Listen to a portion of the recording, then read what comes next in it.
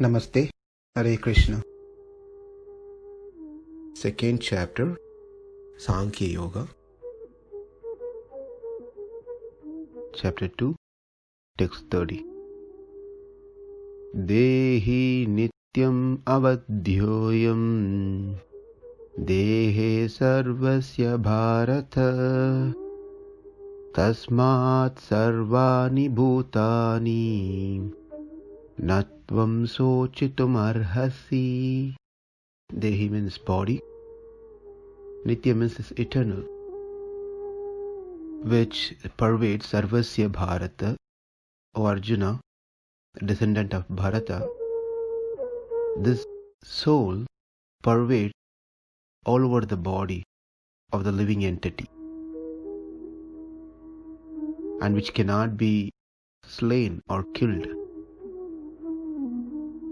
Therefore, you need not grieve for anyone, because when we say anyone, we're speaking about Atma, not the body. And that's the meaning of this particular sloka. With this sloka, the entire section of the series of knowledge of the soul comes to a concludes. Just to summarize what we have seen so far in this topic, Krishna in the 12th sloka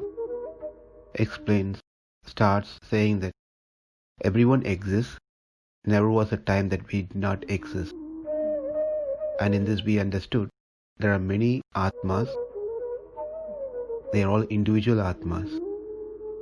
We were existing in past, we exist now, and we will exist in the future. In 13th sloka, then Krishna explained like body keeps changing from one stage to another stage, starting from birth to death. What's changing is the body. Therefore the Atma just passes through these different stages of changes. And when the time comes, the Atma, as it passed through different stages within the same body, now changes the body itself. Well, the question is, but as long as we are in the body, we have to go through the pains and suffering. That's going to be a difficult thing. Therefore, in 14th sloka, Krishna explained, like winter and summer, what we do, we try to tolerate. And winter is not permanent, summer is not permanent, but they keep coming and going. Likewise, happiness is not permanent, distress is not permanent, keep on coming and going. In the due course of time, we will learn, or we should learn, that we have to tolerate these disturbances. And in the 15th sloka, that confirms, Krishna confirms, the person who tolerates these happenings, dualities of the world, is actually eligible for liberation. Therefore, next in the 16th sloka, the person who have seen or understood this truth, they know there's not much needs to be done for the body, because the body goes through the changes, 6 changes. And from 17th sloka onwards, few slokas, Krishna speaks about the nature of the soul, or the properties of the soul. In the 17th sloka, Krishna says, the Atma pervades the entire body. No one can ever destroy that Atma which is pervaded all over the body. The body is destructible, but the Atma indestructible. It's not measurable with any tools. That's 18th sloka. In the 19th sloka, if anyone thinks that they can kill someone but that means they don't have a knowledge of Atma, as the Atma never be slain. Sloka 20.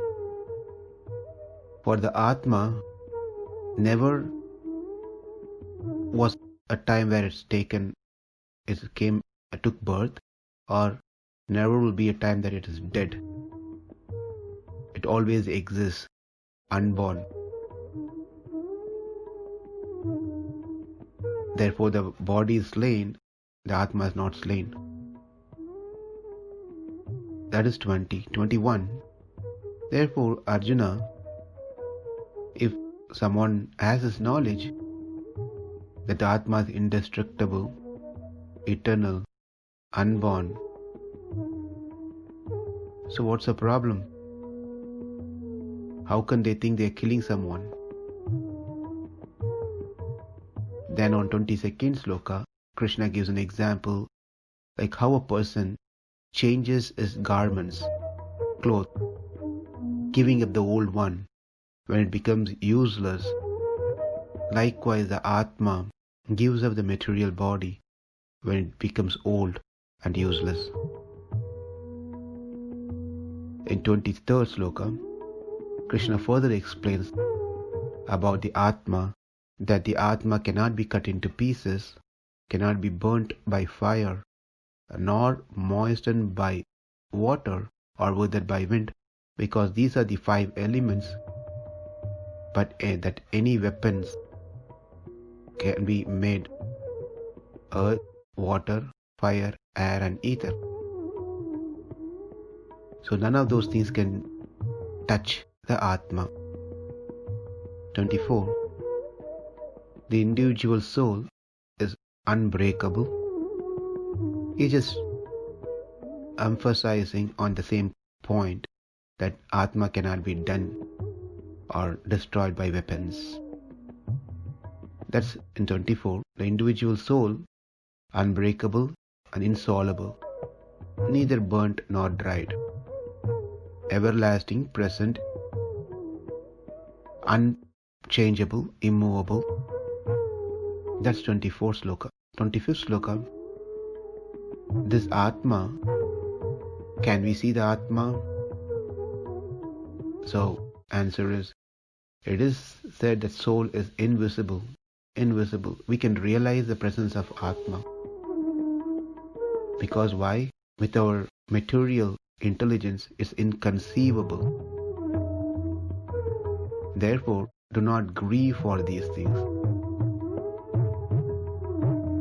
Even if you believe that soul does not exist, if you think that everything is made of combination of chemical, that's 26 sloka, then it's just bunch of chemical comes together and then disappears at the end. So why do you have to worry about chemical is coming together and chemical is getting dissolved at the end? And in 27th sloka, Krishna explains, anyone who has taken birth is for sure to die, and those who die is for sure to take birth again. This cycle is going to go on. So as this cycle goes on, you continue doing your duty. Why are you worried about their death?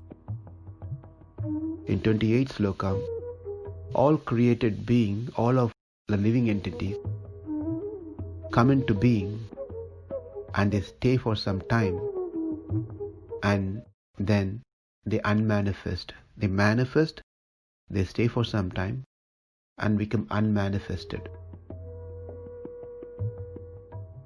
So this is also another spiritual program that happens.